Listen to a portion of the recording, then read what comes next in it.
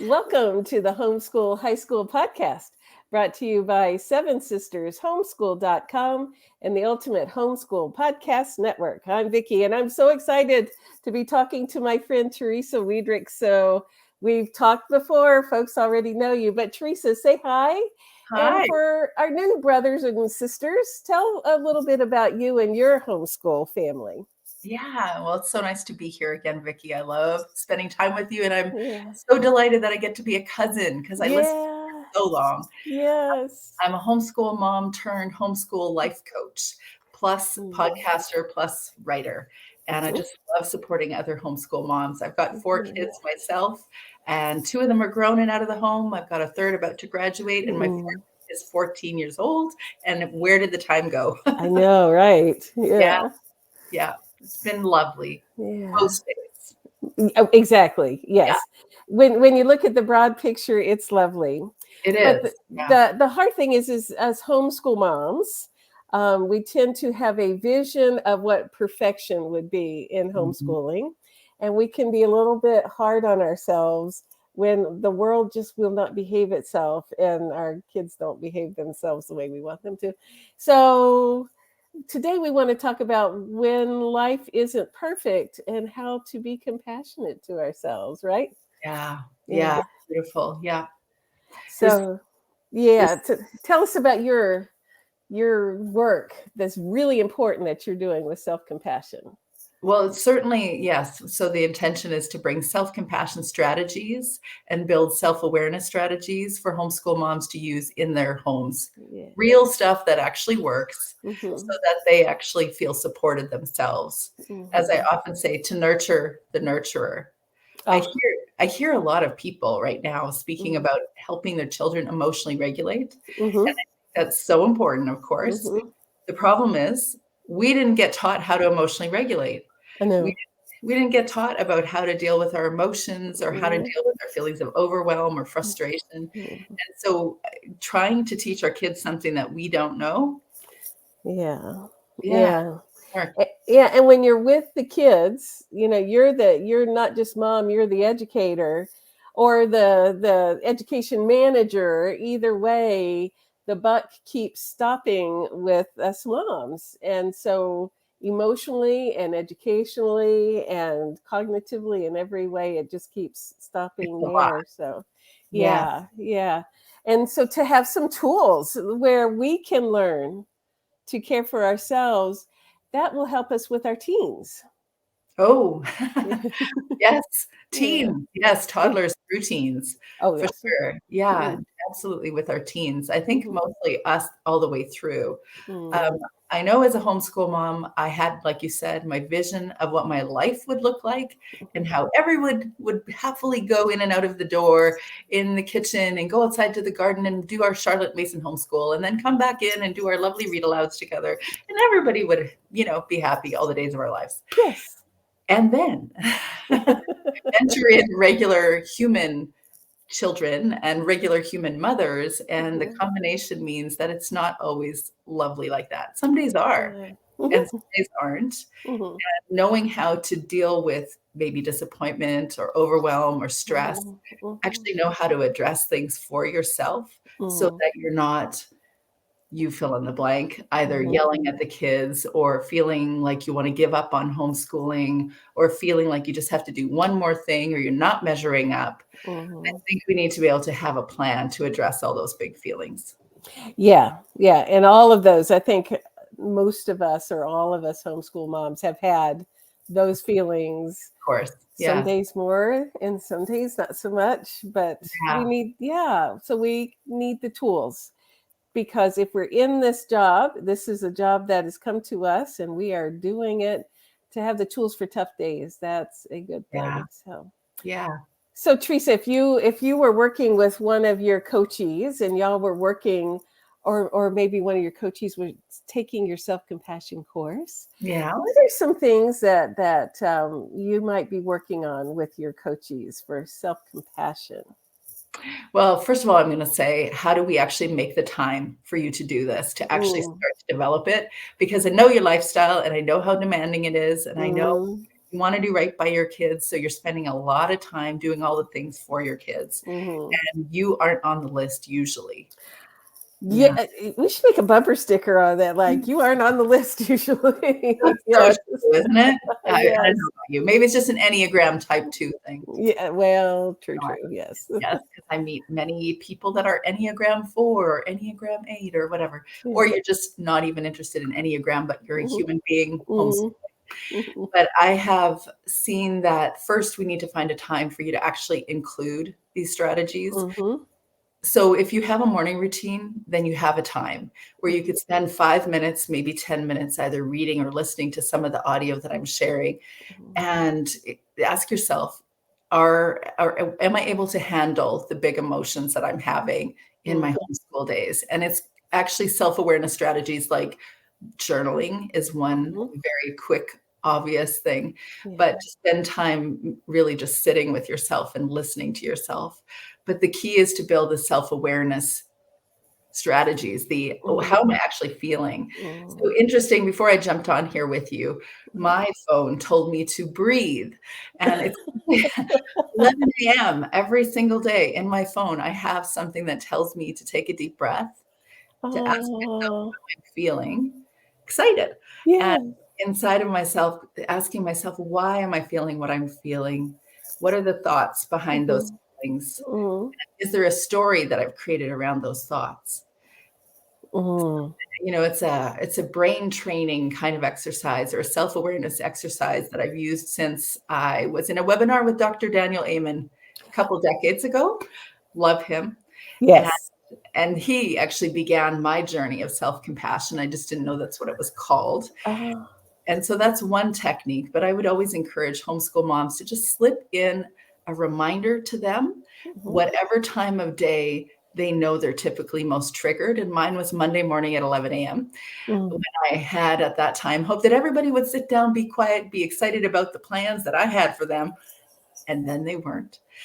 And so then I have it 11 AM every day to check in with myself. And over the Mhm. course of time, you get clearer on what's really going on in here, what you need, Mhm. how you Mhm. can support yourself, or how you can look for support from others. And that time, though, just those few moments of checking in is not a selfish thing to do. It is a wise thing to do. It's like if we can check in with ourselves and Yeah. notice when we are disappointed because our kids aren't interested in the read aloud we're doing, or the Mhm. math book got lost again. That that if we can do that, just notice what is going on. What's the Yeah. story we're telling us? Like, oh, our kids have to love math, Uh-huh. or they have to love this read aloud, Mhm. um, or else we're failures. Mhm. So, Exactly. It's stories like that. Yeah, mm, and after a while, when you spent enough time with the story, then you start to look at it objectively and say, "Oh, that's what I'm thinking." Now, mhm, sometimes you can do that independently, and sometimes you honestly do need someone to reflect that back to you, like a coach, a mhm. therapist. They're the expensive version of a really great reflective friend. So Yes. if you have a non-judgmental friend that's able to reflect back to you Mhm, what you're experiencing mhm, and mhm. really listen to the heart of what you're feeling, then you can probably unravel these things. Yeah. In my own personal life, our seven sisters have been that for me. And as we were co oping together, and we would pray at lunch times or sit around in between when we were teaching our classes, and we'd share about, get real about what was going okay and what wasn't going okay. Yeah, Um, and to have that voice of reason back to us was just, it has been so formative for me. me too. Me too. Mhm. I think there's some things though, because you don't always have access to the people that are most useful for you. Mhm. And I remember this one day where I was really upset and I don't remember why. I wish I could paint a story, but let's just go with somebody didn't want to do math. That's Mm. like other than me. And so on this day, people weren't motivated, or there was some conflict, or maybe kids have been fighting a lot that morning. I don't know. But I remember feeling really intense. And so I knew at that time the best thing I could do was just to turn on my heels and walk away, because I felt so intense that I knew that anything that was about to come out of my mouth wasn't going to be useful, that I might regret later. So then I walked away, breathe, just practice breathing. I sat down. I asked myself, who can I call? This is so I tried texting my husband, and he wasn't available to me. And he works in Emerge, so he's having a more emergent moment than his wife with your stuff at home.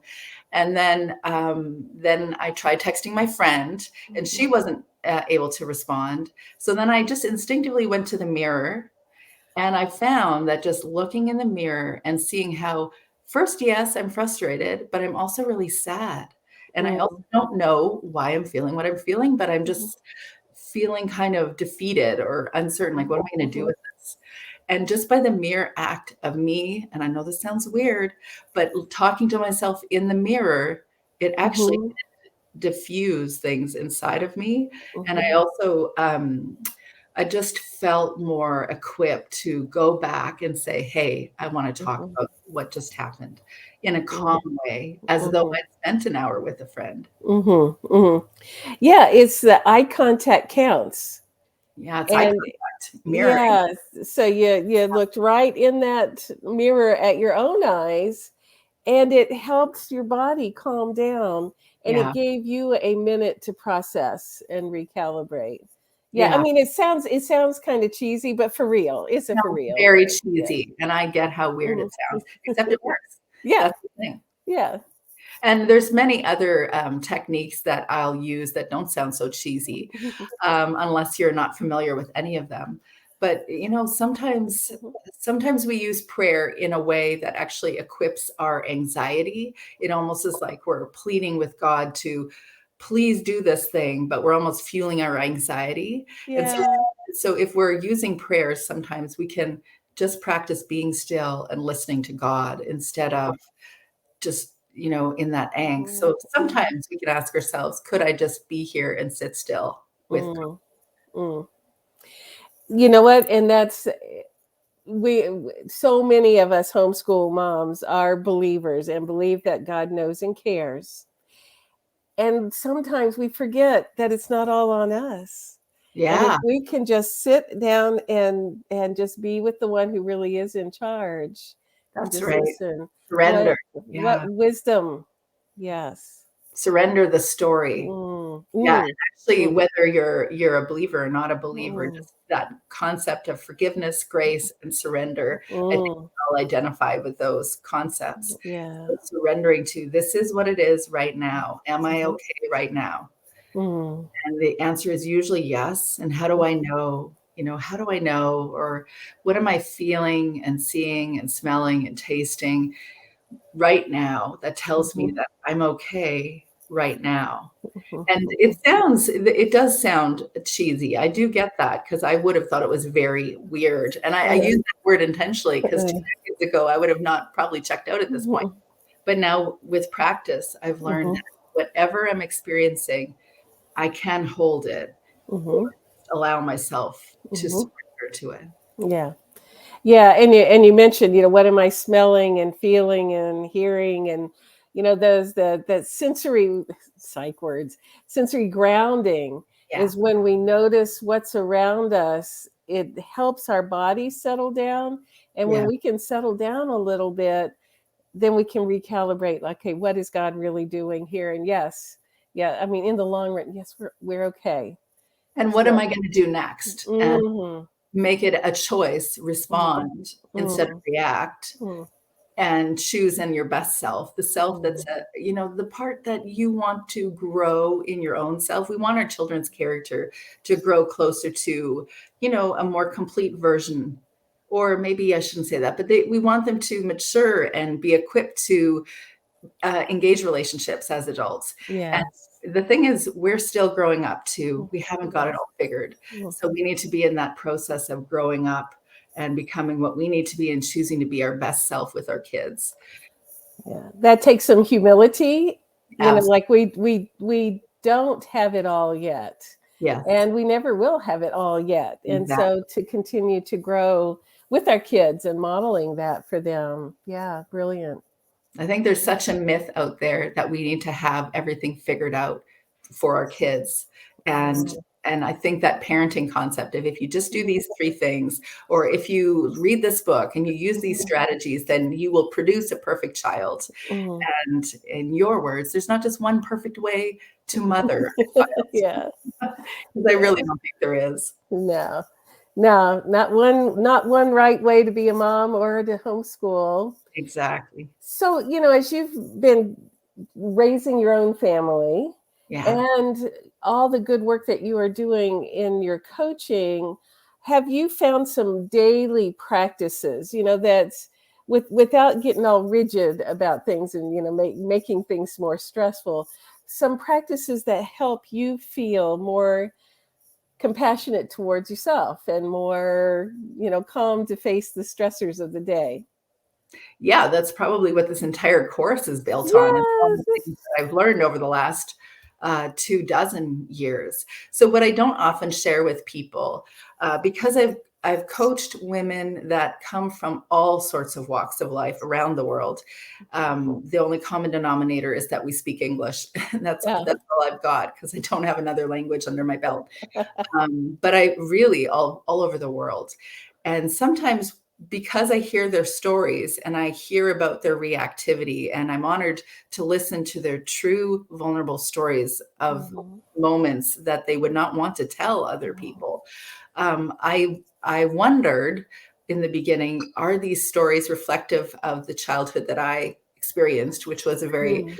trauma-based, like it wasn't a healthy environment. Mm. And so then I assume that people are coming from those stories because they're dealing with reactivity. But I discover, no, not so. Everyone doesn't come from a certain childhood and then become reactive. We Mhm. all naturally have to learn how to regulate our emotions. And Yeah. but because I'm sharing that because this is where I've come from. So there's an Mhm. added element in my story where I had to learn how to deal with all these things. Mhm. Mhm. Mhm. Yeah, and so as you have grown personally, Yeah. you have learned how to know yourself Yeah. and to be compassionate towards yourself. And the gift is, when we learn something, to be able to share with others who are needing those same things. So Yeah. what are some of the daily practices that you found are helpful? So since I was 7, I've been journaling. So I don't know what anybody's going to do with my journals after I pass on. There's a museum downstairs Wow. of all of them. Wow. Oh my gosh, so you've got them all the way back from elementary school. Since I was 7, I started journaling, and I really Gosh. did start, I woke Yeah. up, I made my bed, I brushed my teeth. I wrote that for years. It wasn't inspiring, but it started me on a Sure. path. Uh-huh. The other thing is to keep a record. If you're actually struggling with a specific scenario, for me, to actually Mhm. keep a record of what's going on around that. So Mm. if take one experience, say overwhelm, Mm. which is a common one, especially in the first number of years of Mhm. homeschooling, Mhm. that you're overwhelmed, then record like what is your story around that overwhelm? What was Mhm. happening at the Mm. time that you're experiencing that overwhelm? Mm. The dialogue you were having with someone, or what was Mhm. the dialogue in your own head? Yeah. Yeah, Yeah. that's if you're wanting to really hone in on one Mhm. specific scenario. Yeah. Yeah, that research has just shown over and over again the power of journaling, Mhm. just in self-awareness, but biologically, it's good for us to write out what we're noticing and feeling. Yeah, and that's a really good word too, is what are you noticing? Or Mm. some people will say, "What's alive in you?" And really it Mm. just means like, what is if you can just stop for a moment and breathe in for 5 Mhm. beats and Mhm. hold it for 5 beats and exhale it slowly for 5 beats, and then ask yourself, where are you feeling whatever you're feeling? Where are you feeling it in your body? Mhm. Somehow the mere act of just connecting in to that Mhm. dissipates. It just helps to Mhm. it just disappears, or maybe it doesn't entirely disappear, but it really does decrease significantly. And Mhm. then you feel like, okay, I'm okay. I'm Mhm. feeling this thing because Mhm. it was really useful for me with Dr. Daniel Amen's teachings to understand that we all, as human beings, have emotions. We Yeah. have a feeling with a thought attached, and they come and they go, and it is just a part of our life, and they don't define our experience, even though most days they do define our experience because we don't have a clarity that they Yeah. are the same thing. Yeah, but they don't have to be our definition. So when we're aware of what we're feeling and what we're thinking about that and where our body is holding that, then we can make some decisions. We are empowered to respect it, but Yes. then what do we want to do with it? Yeah. So the thing that I've really come to understand, though, is that all of this doesn't mean anything if you're not already acknowledging that you are a separate person in your home school. And that right there, I mean, of course we know that. Yeah. On one hand, we look and we see in the family pictures once a decade when we finally get a family photo with us that we are indeed there as a separate person. But because we're so on and available to our kids in so many different realms, we don't think that we're truly separate. We are, wanting our child to be happy, or we want them to be able to deal with the things. So we're always available to everything. But actually we are having a human experience outside of the mother role. So we have to first know who we are. Boy, that is, you think about the helicopter moms and the steam shovel moms and all that. Like, we had the pressure of making life perfect for our kids, and we can become enmeshed and Yes. not see ourselves separately, and that's not healthy for them or for Or us. us. Yeah. Yeah. Yeah. And so it's interesting because, at least for me, pulling back and realizing that I am separate, it Mm. had its, I think when I did that, I realized that I wasn't in control of Mm. what was going on with my kids. And so it was Mm. directly connected to me feeling like, but if I'm always with them and always staying in the emotion, staying in the whatever, then I'm able to craft this. But actually, I'm not the creator of this child. Yeah. I might have been there at the moment of conception or first day Mhm. I held him or her in my Mhm. arms, but you're Yeah. a separate human being. And we're only part of the process. We're not in charge of the outcomes, and we are not our kids. We And are not. that is hard. That is hard. We want to be in charge. Like, I want to know, if I did this, my kids will be okay right now and cooperative right now, and in the future also. And they're human beings too. So Yeah. that's to be able to have permission to see myself as I'm a unique person who's investing in these young people, but I'm Mhm. not in charge. I'm not in control of them, and I'm not attached to them.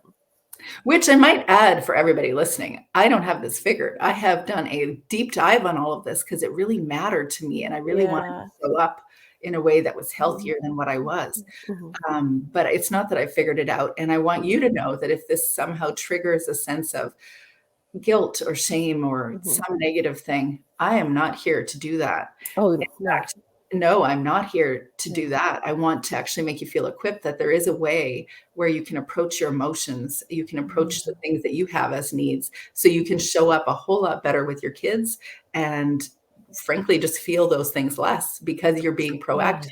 Yeah.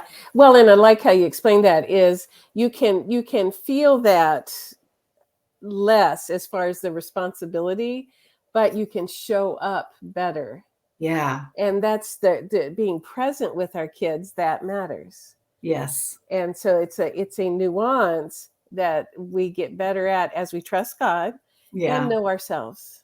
Yeah. Yes, exactly. Yeah. So, all right. So, oh gosh, we could go on this. I love this kind of We stuff. could. Yeah, Yeah. me All too. right. So you have a whole course, Yeah, and it is really, really being high demand. So it's a need in our community. I So really tell think so, tell yeah. moms how they can find the course and what they can expect from it. What they would be learning. Yeah.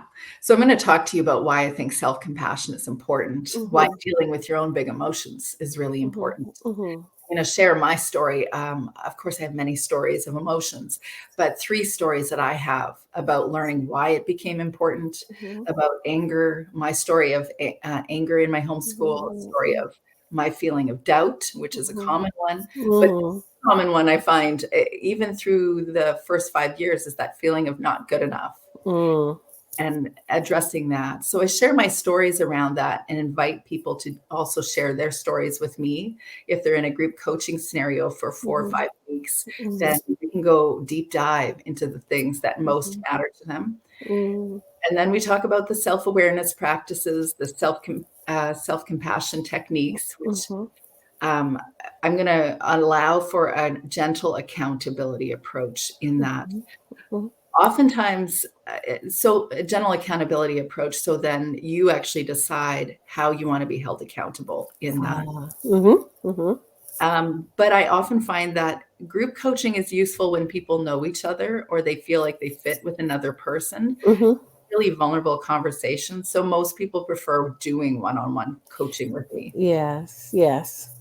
Yeah, and that way they have a safe place to be open and honest and vulnerable and get some really, really wise and gentle support. Yeah.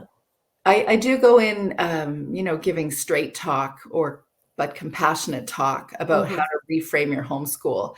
I Mhm. speak about how your child is a separate person or Mhm. how you might be confusing their needs with your needs. Mhm. How what you believe about an education influences how you're showing up in the first place. Yeah. These different elements. And between you and me, a lot of internal family systems, nonviolent communication, reparenting concepts, and self-compassion concepts are really Mhm. influencing how I'm framing things. Yeah. Yeah. Yeah. Yep. Good solid stuff. Like that you're not just pulling random things out of the air. Nope, Yeah. and well practiced, and I continue to Yeah. practice them to this day. Yeah. Yeah. All right. So tell our sisters how to find you You and can the course. Mhm. Well, you can find me at my website, capturingthecharmedlife.com. So Mhm. my goal was to capture the charmed life, and I discovered in homeschooling there were a few challenges along the way. I still I keep the name because I genuinely want that, and I know that Mhm. everyone wants that to Mhm. capture their charmed life. So Yeah. capturingthecharmedlife.com. But if you'd like to connect with me to have a chat, Mhm. to find out what the best path of coaching would be, you're welcome to do that too. Yeah. And you can also, because Teresa is one of our cousins, we seven sisters have a group of cousins who are special sisters to Yeah. us. And so if you go to Seven Sisters Homeschool and just like search the word Teresa, you'll find links to her website and materials right there too. So Thank yeah, because we really respect what you're doing. Thank you. Thanks for Yeah. having me here. I appreciate Yeah. it.